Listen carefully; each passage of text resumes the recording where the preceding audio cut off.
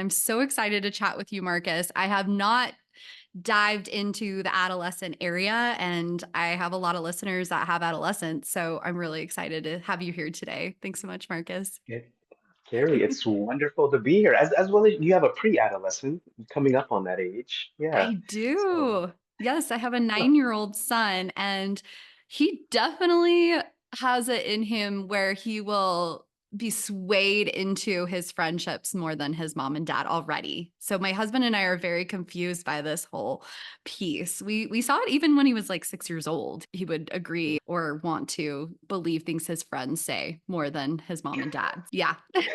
well, I'm and out of curiosity, I'm going to pull this thread. What is the confusion there?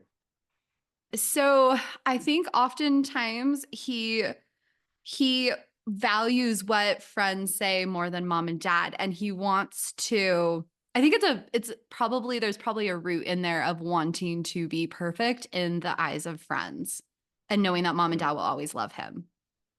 Valuing their gaze more than mom and dad. Okay. Mhm. We can dive into that deeper, but Yeah. I can assure you this, not assure, because everything is everything.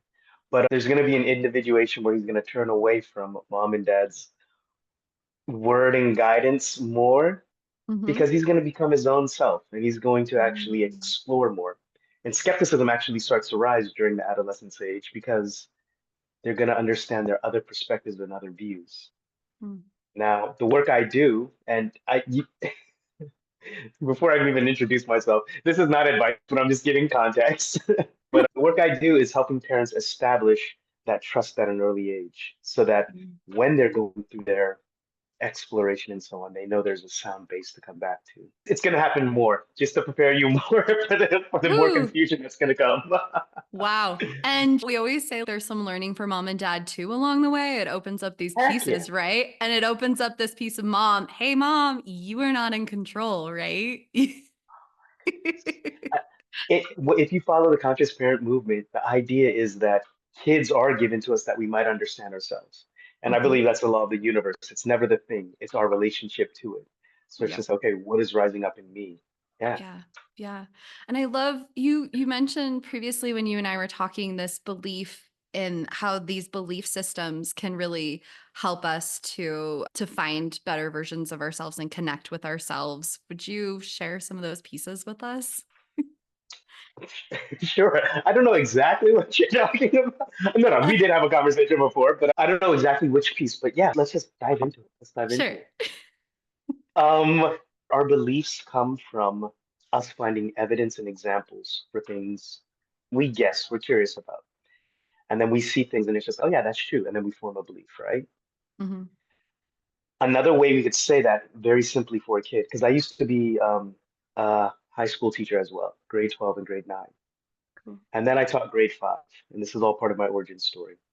What grades did you teach? I remember you mentioned you were a teacher. First and second grade, so I had the little ones. Hey, yeah, the cute ones, yeah. Mhm. To say it simply, we are the stories we tell ourselves because that's the first language anybody learns in all cultures, all religions, all creeds and nationalities.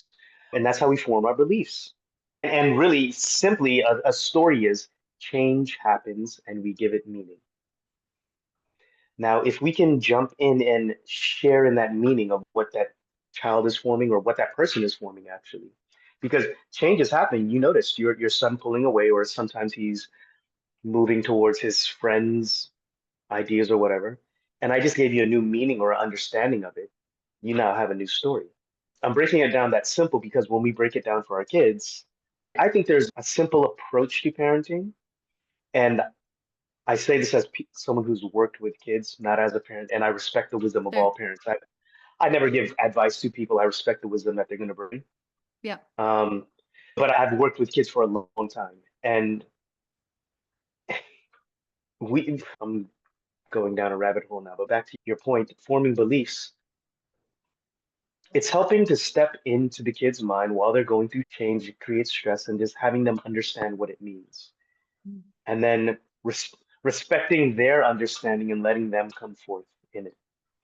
And that's the balance of, hey, I want to control you because now you're going to shift into not only a managerial role, but a guide on the side role. You're going to be a coach and you're Mm. going to have to let your son grow up.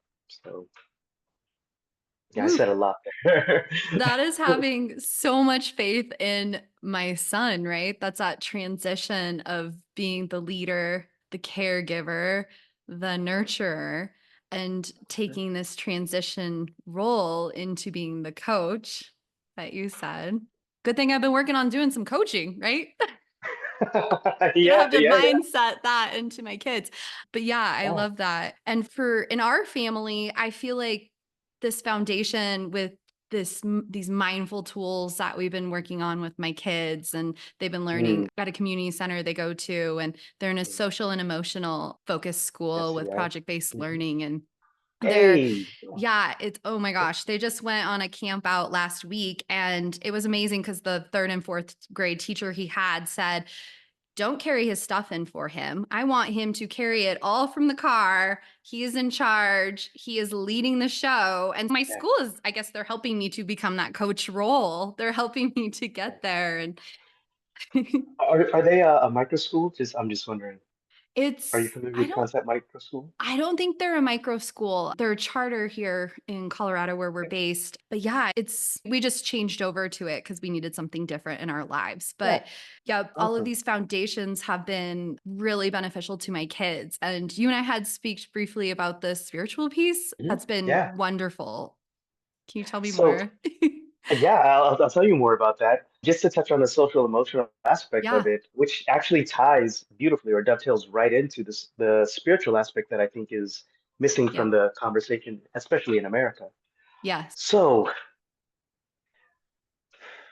I, I feel, where do we start with this? This comes from Lisa Miller, the who wrote The Spiritual Child.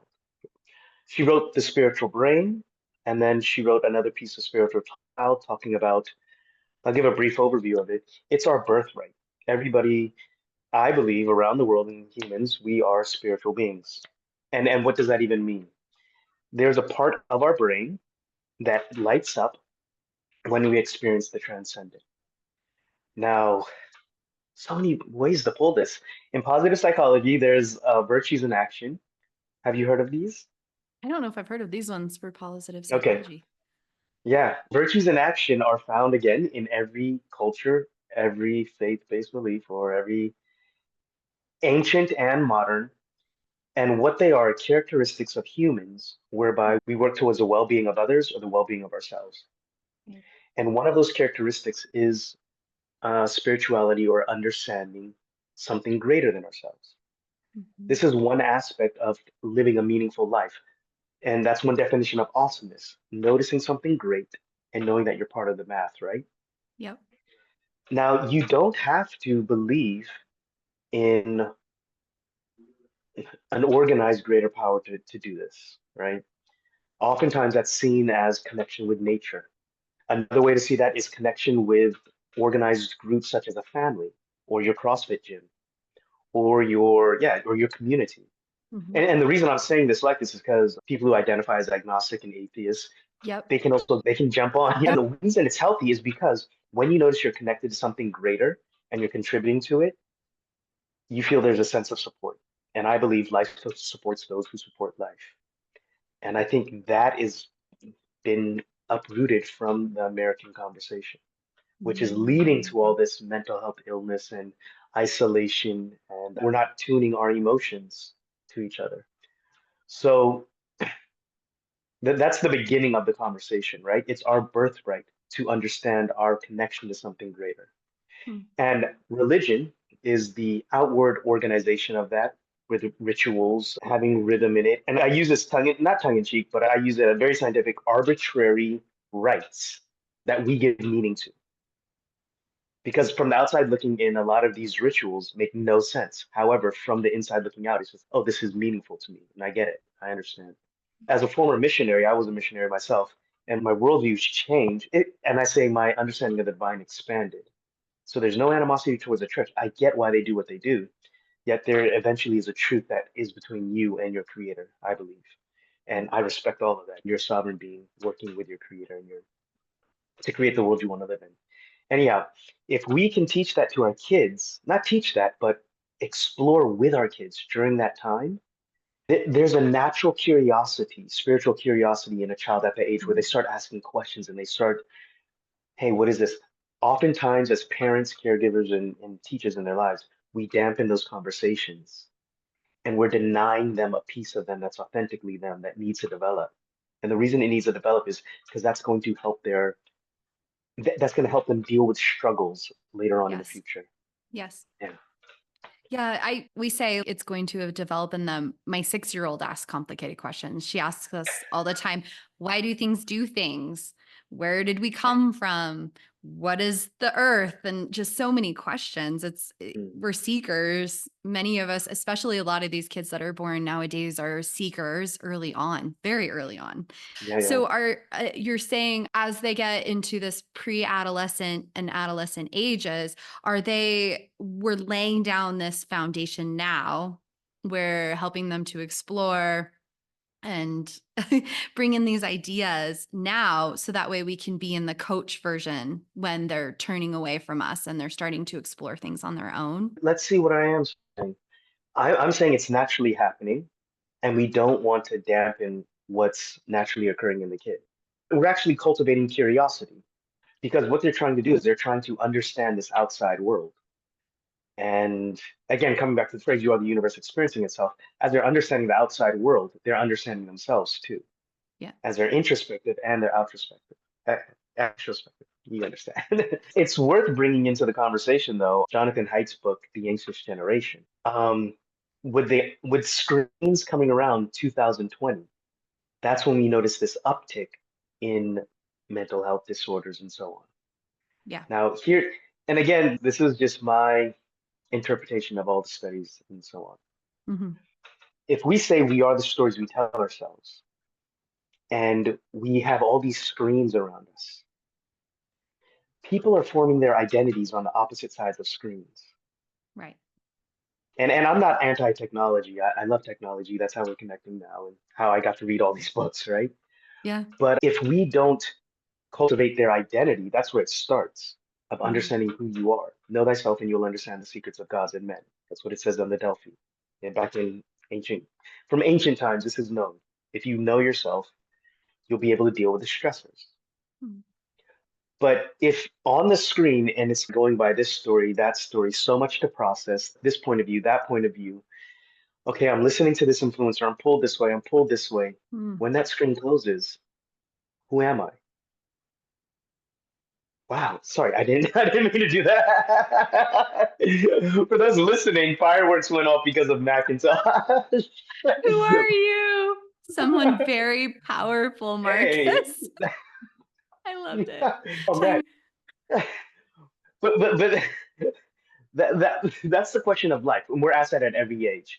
And you were asked that when your first child came out, who am I? Your Yeah. roles change. You Yeah. were asked that on your second time, and you're going to be asked that when they leave and it's an empty nest. Who am I? If they can answer this question at an early age during that first identity breaking, that's what I call it, it's going to set them up to be able to answer it later on. Yeah. Ooh, I love that. I love answering that at an early age. What is the age of that ideally? So, like I said, there's a window of development because I said I used to work with preteens, but it's more Yeah. adolescents, right? So, ideally, what is it? I'll tell you this. It is with my nephew, he was sitting here talking about, he was 12 then, 12 or 11 then. He's 14 now. He was talking about the Middle East crisis. Mm. And then he started talking about mushrooms, right? In the sense of not psilocybin in that sense, but Mm. just he was just fascinated with mushrooms because of all they Yes. do. And they are awesome. They're not a plant, they're not an animal, they're their own Yes. kingdom. Oh man, some can kill you, some can heal you, and they're Mhm. just okay. I love mushrooms too. Anyhow, and I asked him, where'd you get all this? And he said, oh, from TikTok. Now, mind you, he's also in a gifted class too. So he's a smart, he's a brainiac. He loves information. Mhm. He said, what is that age? Our kids have access to more information earlier. Mm. Depending on how much screen time you give them, they're going to ask more questions. That's why skepticism rises during this time. I Yeah. can't give you a definitive age because some parents don't give their kids phones until they're 16. Some monitor their stuff, yeah, up until when. So there's eventually going to come an age during adolescence when they're going to look at you and say, Mm, everything you're telling me is not true, or there's mm, more truth out there. And I'm saying it in my language. They've yet to even understand what nuance is. That doesn't come until about 18 or so on. And there's still some adults you and I know who it's mhm, just they're hard bent on their truth and they don't understand how to see the other side or critically think. When does that come? It starts during adolescence. mhm. Yeah. It's interesting. I like what you're saying, where they're knowing this truth inside of them, because my kids, I say a lot that kids are born with these conscious pieces. They're born open to ideas, open to finding their own passions, open to discovering themselves. And it's part of society's box and expectations and the media and screens that start to put these layers of protection on our kids, so that it's harder to hear those versions of themselves, their true self, as they're growing up. So Mm. I love what you're saying about this, identifying it and having it inside. And then also, you add on the screen piece, which is hard. My husband works in tech, and we're like an anti-tech family. So I understand what you're saying, but we use it as tools, right? We use it as a Sure. tool. We're teaching our kid to type as a tool, so that way he can do some of his programming of Legos that he is ready for. Awesome. Yeah, yeah, So yeah. yeah, it's a mindset of what we use screens for. Yeah. Yeah. Every generation has its challenges, right? When Mhm. the printing press came out, they said Gutenberg, it was of the devil. Reason being, because kids are going to have more leisure time. They're going to be stuck in books just reading, right? Interesting. That's So exciting. the question is it the technology or is it how we use it? Mhm. And especially with the coming in of AI, right? The answer, my answer has always been, does the technology push us back into relationships? Because that's what makes us human. When I read a story and I say, okay, why did Hamlet do that? Okay, let's have a conversation of what it means to be or not to be, or existential stuff, or let's have a Yeah. conversation of what it means to be human. Yeah. Nothing's wrong with having a play, nothing's wrong with necessarily entertainment. But when it becomes your end all and be all, that's a problem. But if it can help me understand who I am, well, yeah, that's a solution. Mhm. Yeah, I love it. There was a piece you were going to say possibly about the social emotional focus of our school. I wasn't sure if you touched on that. Uh, Okay. I'll just more schools are leaning into it, and I think more I schools love need it. that. Yeah. Yeah, there's this or let me say, open source effort coming out of Sweden called the Inner Development Goals. So Ooh. the UN came up with the Sustainable Development Goals, which is sustaining our globe, right? Mm, I I really do think it's as simple as we are the universe experiencing itself. There's our inner state and our outer state. And it's called the Inner Development Goals because as you understand yourself, in a very woo-woo way, Carrie, this is my belief. I believe you are me experiencing life from a different perspective. mhm, I believe I am you experiencing life from a different perspective. We are very different now. So I acknowledge that differentiation. And there are aspects where we are very much the same. And if I mhm, was born into your context, space and time, I would have made all the same decisions. That's why I can look at it with no judgment, but I will ask you about it so that I can understand what life is about. mm, Now you have to live your journey and you have to do that with your two kids, right?